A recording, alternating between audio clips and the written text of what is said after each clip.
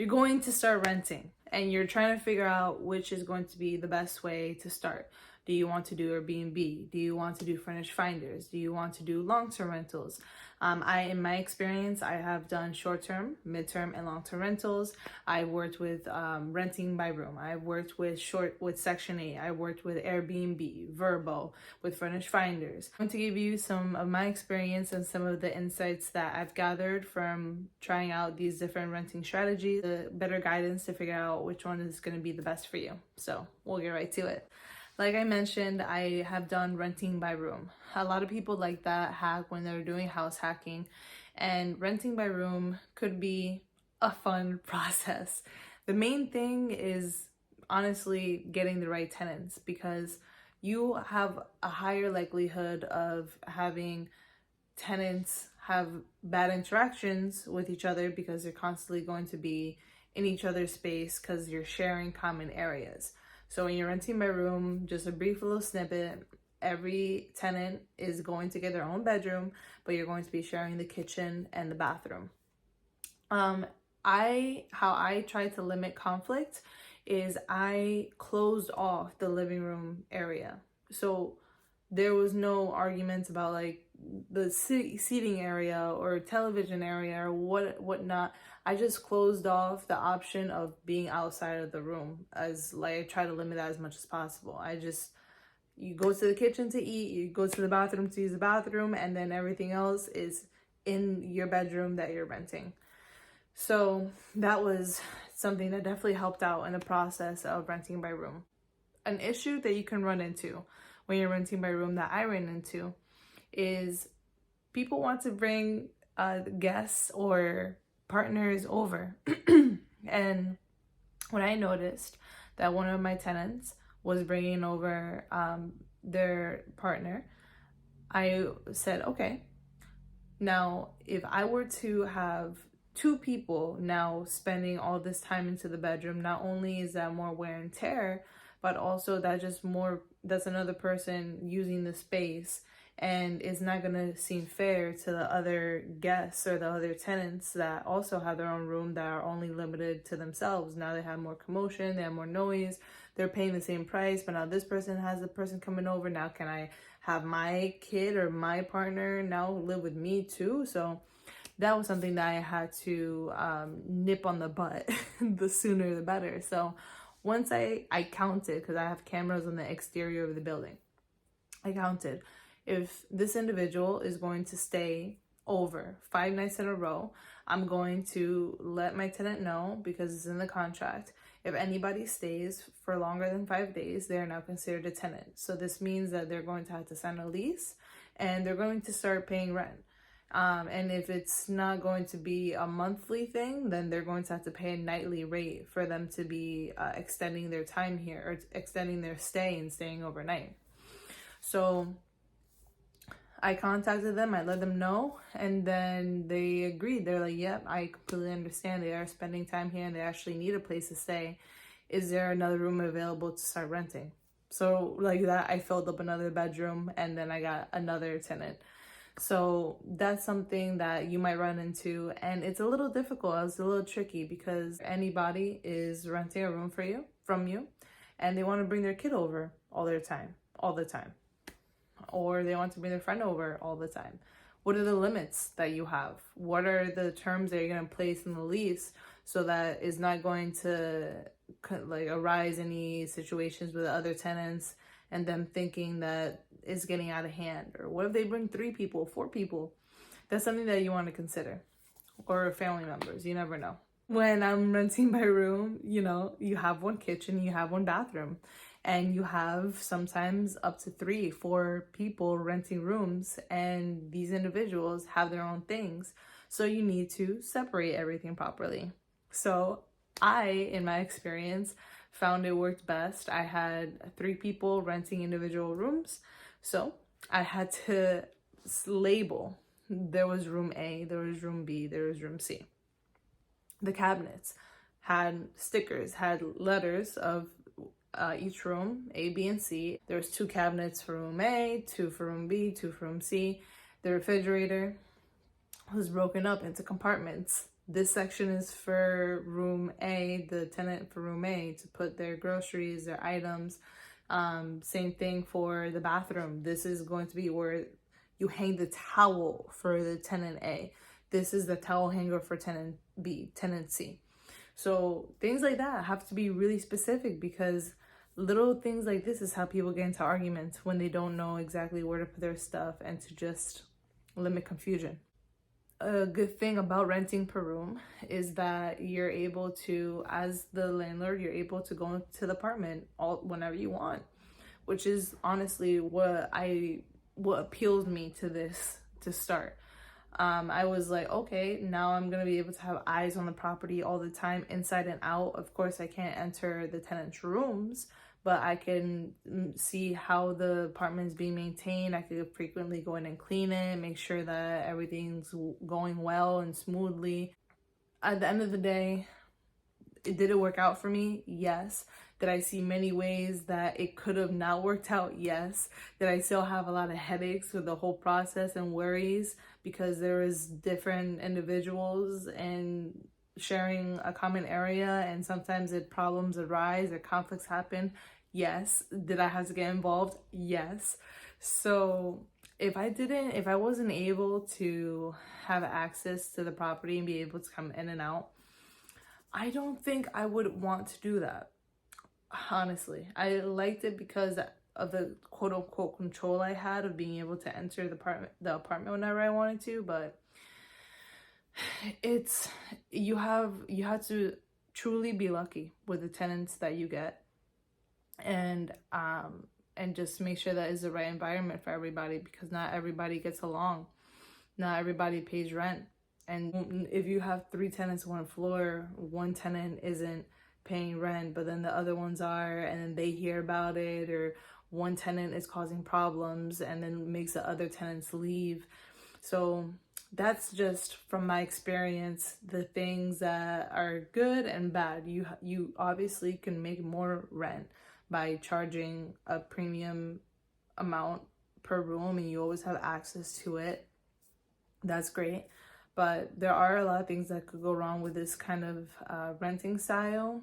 But if you're house hacking and you're living in one of the rooms, and then there's other tenants in the other rooms, you're there. You know what's going on. You're able to handle things better and take care of the apartment. So there's pros and cons, and it really depends on your situation. Section 8, long-term rental. I've had 2 Section 8 tenants in the past, and thankfully I had great tenants. You're doing Section 8, you have to have your apartment up to Section 8 regulation. That certain things have to be up to code so that your apartment can qualify to house applicants through the Section 8 program. So they go in and they do an inspection and approve that everything is doing well. And they normally have to do like a yearly review, or they'll send you a notice saying that they're going to make sure that everything's still good in the apartment, or these updates have to be done, and they have to be done in a certain time frame. Sometimes they give you 30 days, sometimes they give you less. You do have to invest at times. Sometimes you have to make it handicap accessible depending on the route that you're going with Section 8, and invest money into that as well. The main situation that I ran into with doing Section 8 renting is, normally, from what I looked at in renting laws, is you're able to request at least a 10% annual increase in rent. And whenever I did that, Section 8 was like, yeah, you can request it, but it doesn't mean that we're going to approve it. And so I always requested a 10% increase every year, and I only got like a minimum of like $25 extra a year, when that is nowhere. What they were paying for rent was nowhere near market value. I was dumbfounded. I was like, how much that they were paying? And I'll tell you the numbers. They were paying $925 for a 3-bedroom apartment. For next door down the street, to get an apartment, it was at minimum $1,600 for a 3-bedroom. So that, just to put it into perspective, if I was doing a regular rental, I could make close to double. So I was like, I'm trying to help them out here, and I'm trying to work with Section 8. Now I'm just losing money, period. If there's a Section 8 applicant and they apply solo, so it's just one person, A lot of times that person doesn't mention to Section 8 that they're also going to be living with, for example, a family member, a cousin, a friend, a partner. They're living in your apartment. They're the only ones qualified for the Section 8 voucher, but now they just got a partner. They just got a boyfriend or girlfriend. That boyfriend or girlfriend has 3 kids, 2 kids, and now they're all living together. Now, more wear and tear. That's someone that could be paying way more money in the rent versus one individual that's using your apartment. So the thing is, that's going against the Section 8 voucher. So you're not able to say, hey, Section 8, now you need to be paying me X amount more because more people are living there. Section 8 is going to be like, wait, what? Somebody else is living there? The only person that's supposed to be using this voucher is so-and-so name. And so now there's a whole situation, and then there's conflict between you and Section 8 and the tenant knows that you went to Section 8 and didn't communicate with them about the whole situation. Now they're going to get their voucher eliminated or penalized, or they won't even qualify for Section 8 benefits anymore in the future for doing this. So that's a whole situation that you could get into. And also with Section 8 is there's so many restrictions on, for example, if someone were to renew their voucher and try to add somebody's name on it, they can't do that until it's the time for their renewal. So if you're like, okay, so-and-so is living with you now. Okay, I can't do anything about it. It's not like I could kick them out or say that they can't live here anymore because you're just not going to listen to me. So let's add them onto your voucher for Section 8. And Section 8 is like, we can't add anyone on until, for example, May of next year, because that's when the renewal of their voucher is. And then we could examine to see if they even qualify to be accepted on this voucher. And then we have to see how much they qualify for the apartment. They might not even qualify for the apartment. And so it's like, wow, I'm trying to help you, but there's this barrier with Section 8 and the timelines that they're giving us. So that's a whole thing. And they might not even accept that payment or how much you're requesting when it's time for the renewal. So that's big. And also, one of the things I ran into, so my tenant at the time was paying $925, like I mentioned. They really wanted to stay in the apartment, and I really wanted them to stay in the apartment too. And we saw that the market value was going to be around, like, reasonably, I was going to have to raise the rent to at least $1,600. That's $700 more than I was getting before, but $1,600 so that it actually made sense because I was losing money, as I mentioned. They were like, I'll pay the $1,600. Like, that's not even a problem for me. I'll do that. And I was like, listen, the thing is, you only qualify for your voucher up to $925. If Section 8 finds out that you're paying me, like, backdoor that extra $700, now you're going to get your voucher taken away or penalized, or I will get penalized and I won't be able to provide housing in the future to Section 8, because now they're saying, like, hold up, how are you even making that much money? You only qualify for this amount of money because that's what you're reporting that you make. So now you're lying to us, and then now it's a whole situation. So those are some of the downfalls of Section 8. And it does stink when you're trying to help somebody out and there are just certain criteria that have to be met and timelines that have to be met, and you're just not the right fit. On the plus side with Section 8, you feel like you get guaranteed payment from Section 8 monthly. That's what people say. It's guaranteed government rent. And I'm like, it's guaranteed if they pay the full portion of the rent. Because sometimes the tenant has to pay a certain portion or a certain percentage of the rent, and then Section 8, of course, they automatically send you the payment, but the tenant could not be paying on their end of the portion of the payment that they have to be paying. And another good thing about Section 8 is that you get a constant flow of applicants, because normally Section 8 is in demand, and the Section 8 is working with landlords to get people in there. There's usually a line of applicants that are looking for apartments. And so you could work with those resources. You could even work with veterans. I know that there's resources to work with just veterans, people who have served that are looking for apartments, that's working with the government. So there's certain agencies like that that you can work with.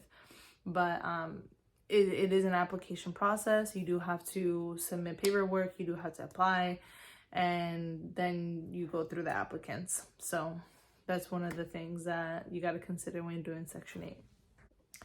Short-term renting. I have a soft spot in my heart for short-term renting because it has taught me so much, so much. You are not just entering the hospitality business and like having a hotel service.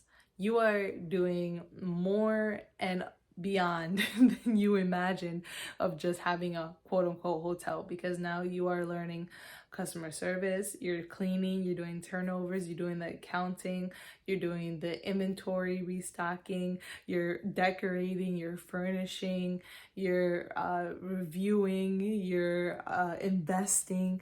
You're doing so much when it comes down to doing the Airbnbs or short-term rentals, market researching. You're wearing a lot of hats when you're doing short-term rentals. A lot of people don't tell you that you ought to invest a pretty penny when you're starting out with short-term rentals, because you're furnishing this as if you were to just be able to open a door into a house and just everything is turnkey. You have the kitchen, you could cook whatever you want, you have all the spices, you have all the condiments, you have all the utensils, dishes, plates. You go to the bathroom, you have the shampoo, conditioner, the soaps, you have towels, you have a bath mat, you have shower curtains, you go to the bedroom, you have linens, you have carpet is decorated, you have a desk, you have an office area. Wow. You know, you've been to Airbnb before and it has everything and more. Guess who's providing that? Yeah, you or your credit card company is providing it, or your investor, because I was very fortunate and so grateful for the people that I have in my life that were able to give me any of their old furniture from their college dorms. Shout out to my best friends. They helped me so much with giving me like couches, desks, blankets, cushions. Like I was like, I'll take anything that you're not using. I went dumpster diving. Facts. I went dumpster diving. If you know, you know. I was hunting on Facebook Marketplace. I was doing consignment thrift shops. I did everything I could to save money with setting up my first Airbnb, because I was like, I don't even know if this is gonna work. I could be fully furnishing an apartment and nobody books it. So that's where I was at when I first started, and a lot of people don't tell you, but I just recently set up another Airbnb, and you easily up to $10,000 could be spent easily.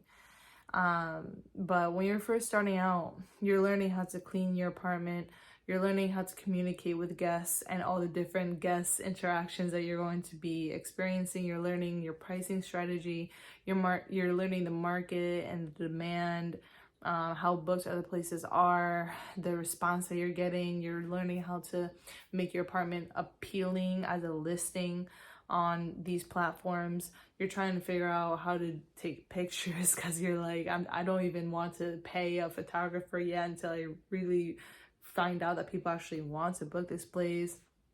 You're doing all these things and investing so much time, and you're going on YouTube and you're looking up people who have done Airbnbs and short-term rentals, and you're like, where do I start? What do I do? I have to figure out everything before I even do it.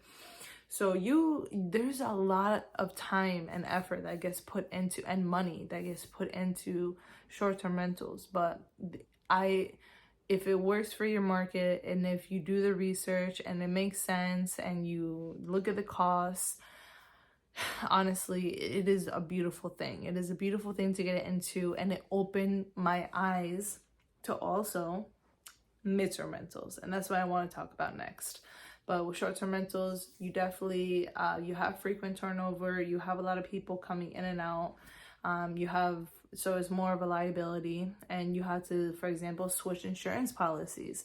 Now that you're hosting short-term rentals, you have to, maybe depending on your state, or where you're located. You have to look up the regulations. Maybe you have to apply for a short-term rental permit. There's so many things that you have to start shifting your renting strategy that you're renting. So there's a lot of things to consider. There's a lot of Facebook groups that you're going to want to join. Like, just go on Facebook, look at short-term rental Facebook groups, because there's so much information out there that could really help you accelerate your progress when you're starting out. But if it works for your market and it makes sense, do it. I highly recommend it. And if you've done it and you already know what I'm talking about with like scoundering, looking for the cheapest furniture, getting it listed, getting it up there, and just starting, let me know in the comments, because if you know the struggle, you know it's real. Midterm rentals. Oh, finally we're here. Midterm rentals, my favorite of them all. Yes, my favorite. This is already spoiler alert. I love midterm rentals. So midterm rentals was something I started doing after. This was the last renting strategy that I have done. I swear by it, because I was like doing all these short-term rentals and I was like, oh my gosh, I don't have to worry about going into this apartment or doing a turnover or cleaning it or communicating with these people all the time, or how much I'm going to make on Airbnb this month in this apartment. Like, I have constant payments coming in for a minimum of like 3 months. I have the same person. I have a security deposit in place. I have a lease in place, and they're paying a higher premium because they're working with a professional agency, a healthcare agency in this example, and they're paying the rent. And it's like, why or where has this been all my life? It's still fully furnished. So if their lease is done and then you want to go back to short-term rentals, you easily could. You're getting the same kind of price that you would with a short-term rental, except this is for a continual 30 days minimum or more. And I love it. You have professionals in there, or you have people who are committed for a certain time. Budget in mind, you're like, okay, I'm going to be making this much for these months and I'm set. So sometimes you could ask for the payment all in full for those 3 months, and then you get a lump sum in your bank account, a nice healthy lump sum in your bank account. So there's so many perks when it comes down to midterm rentals. But what I do is, since I love midterm rentals so much and I really appreciate them, and I want to make sure that the midterm tenant is happy, I give them a complimentary cleaning for free on me, usually like every 45 days, because I have somebody staying there for 3 months. And so I have people going in there, cleaning it, maintaining it, making sure it's good, because in my experience, of course, in 3 months, it could be super dirty by the end of their term, and you want to not be handed like a tornado once the lease is ended. So that's a really good piece of advice. I highly recommend to not let pets in your midterm rental if it's not really suitable. If you don't really have, like, for example, easy access for the pets to go outside, which I don't. I have a 2nd and 3rd floor apartment. If they're not able to have access outside, they're going to use the bathroom and have accidents sometimes in the apartment. So that's just something to consider. But if you want to let them, hey, go for it. Charge them more for it. You could. So that's my advice. But these are all the strategies that I have tried with renting. If you have tried them, if you have any stories, or you just have anything to share, or any feedback or anything like that, or questions, drop them in the comments below.